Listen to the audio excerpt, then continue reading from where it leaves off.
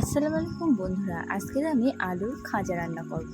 তার জন্য আমি আলুগুলোকে ছোট ছোট করে কেটে নিয়েছি, দিয়ে দিয়েছি লবণ, দিয়ে দিয়েছি হলুদ, দিয়ে দিচ্ছি একটু লঙ্কার গুঁড়ো, দিয়ে দেবো 3টে ডিম।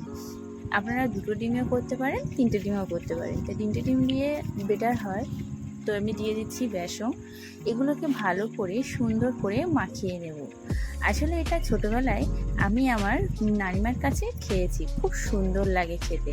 আপনারা অবশ্যই ট্রাই করবেন বাড়িতে। তো আমি আলুর খাজা রান্না করার জন্য এগুলোকে ভালো করে মাখিয়ে নিচ্ছি। আমি যতক্ষণ মাখাচ্ছি আমাদের চ্যানেলটাকে সাবস্ক্রাইব, কমেন্ট এবং শেয়ার করবে, এবং আলুর খাজা রান্না রেসিপিটা তোমাদের কেমন লাগলো অবশ্যই জানাবে। সরি বন্ধুরা, কারেন্টটা চলে গেছে, ওই জন্য তোমাদেরকে ভালো করে আমি পুরোটা দেখাতে পারছি না। তো আমার কড়াইয়ের তেলটা গরম হয়ে গেছে, তোমরা হালকা মনে হয় দেখতে পাচ্ছ। তো আমি এরকম করে কড়াইতে দিয়ে দিচ্ছি একে একে, এভাবে দিয়ে দিচ্ছি।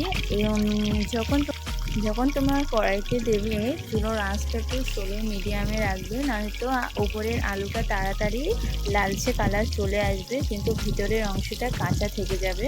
তো এরকম স্লো আস্তে আস্তে দিয়ে আমি এগুলোকে ভেজে নেব।